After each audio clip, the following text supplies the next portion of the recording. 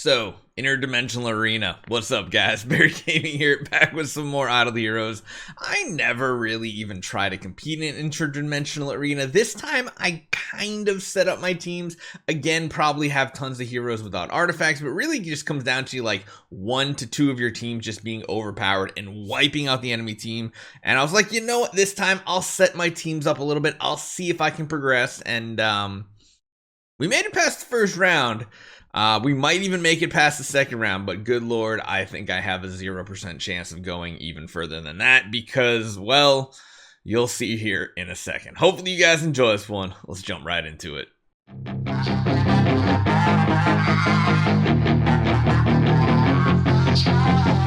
So let's jump into the Interdimensional Arena.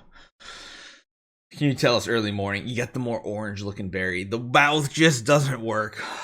It is what it is, though. It's Barry Gaming for you. I'm real, I'm raw, I'm horrible, cringy, I don't know. Interdimensional Arena, let's get going here. So, yeah, we made sure we qualified. We were in 242nd place here. Do need to make sure we claim that. And I did kind of structure our team kind of okay. I'll show you guys what I'm talking about here. So we did make sure we made our top line was like a super powerhouse line. We kind of followed it up with like a cheesy line, and then we just threw the rest of our power in the third. So in reality, if we're gonna win this, it's gonna be on the back of this first line here. I was thinking about doing like more cheese style teams, but our power is way up there. Our power overall is 726 million for our entire account. Now most of these lineups down here, they're really not going to do anything. Nothing's really going to happen. They're not going to get wins. They're not even probably even going to get to attack if they don't win. So we're just chucking in our strongest team right out of the gate. And we are up against one of our guildmates, Centurion. And Centurion on the other side has 513 million power. So not something to sneeze at. 513, 726. I wish we would have each got matched up against one of these two teams down here just because, well, they're like half the power. But it's really going to come down to if my main lineup can win. And this Azrael team, this is kind of a cheese team as well. It could take us out. I don't know. Really, it's just going to come down to this because the advantage we have is we have Giant Killer and he does not have Giant Killer. I don't think at all. And again, all these random teams down the bottom don't really count for much, but if we do like kill each other's lineups up, it might be something that's kind of relevant. We'll have to see. And yeah, a lot of my power in like the lineups down here, they're literally, this is like a tenant lineup pretty much, just chucking a bunch of stuff in, except it also has a Freya.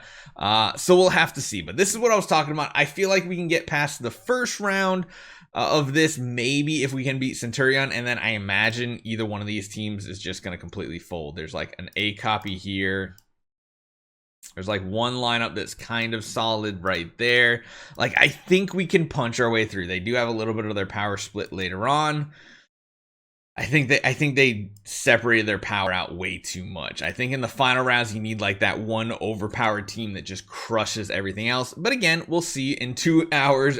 We have to fight Centurion. We'll see what that's like. But the rest of this lineup is looking kind of bad for us because, well, we've got eggs in our bracket. Like, even if we get past and get into the top 8, so we'll be the final 8 in the final round. There's really, really big hitters that there's no way to avoid. So number 1, we got eggs here. Most of these are going to be from Omega Project as well. You can see how many A tier and S tier copies they have. They've got like an A of everything. Heck, even the tenants down here are A copies. We got an A Gurk. And if they're not an A plus Crush. Oh my god. If they're not an A, they're at least a B copy. And it's just absolutely crazy. Now, this branch over here, actually, what was his power at? 1 billion, 1.3 billion. Okay, yeah. You guys are getting absolutely demolished. You guys have no chance. I have a chance. When we do come over to our bracket over here, 242, 237, 424.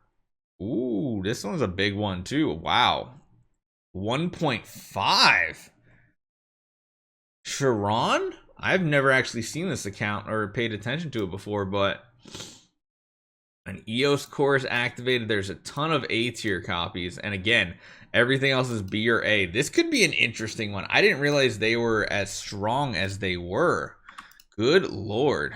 Here's another one that's kind of up there in power, kind of like with us. They did separate their power out. 434, not a, no, 350. Okay. So those two, like, I mean, yeah, there's two big hitters, but we're not done. That's just two of the groups. And the main reason why I was like, well, there go my dreams of ever getting even higher is because we take a look at this group. Oh, you know, we got like, nah, that's not really a lot of power. Anton is a decent power team that go up against. Same with Failed. Angel isn't. We got this one that's not really that powerful, not that powerful. Oh crap. We got Hyde, which is pretty much like the same power level as us, but you see a lot more B tier copies and a lot more origin tree heroes. And then you see, oh god, we got Rex. We got Rex in this, but Rex power, surprisingly, is not as high as some other whales in the game now. Rex is definitely, actually, I don't know if he's calmed down on the spending, but he definitely has some non-B tier heroes across his account. Oh, he's even got a queen in here. That's awesome. So yeah, that was the first thing I saw Rex. I was like, oh shoot. But then if we go over even further, wow, he just put one lineup in. I mean, I guess that's just like AFKing and winning. All these teams are pretty much weak over here. Kenzie's weak. Oh crap, we got Lord Eric in our bracket too. This is the other name from our guild that I just realized. And I wonder if he probably didn't. No, he doesn't have the upgraded Vulcan. But yeah, I was like, the first thing I saw is Eric. I'm like, well, there's definitely no chance of me beating Eric. He's at 1.15. Surprisingly though, so Lord Eric is up there.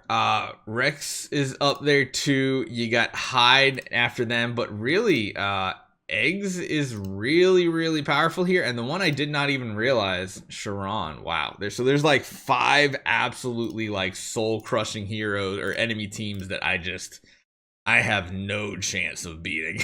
Like absolutely 0 chance of beating. Surprisingly enough though, this account, like I guess it's the way the heroes are laid out, it doesn't look as impressive power wise, right? Like it's not just full of A's compared to when you come over and you look at Egg's account and it's just like, what is all this? What is this red? What is this red? What's happening here? I don't understand. It's like, it's a little more spread out for sure. But it's still like absolutely crazy. So we got all of these teams that we're up against. I feel like I have 0 chance whatsoever. Lord Eric being the last one here. I think I lose. You never know though. We could pull out a win and it could be pretty fun. It could be pretty cool, or we could just die and lose. Hopefully you guys enjoy this one. I'll keep you updated because I'm actually interested in this interdimensional arena. Honestly, I just hope I can get past the first battle in 2 hours. See you guys next time.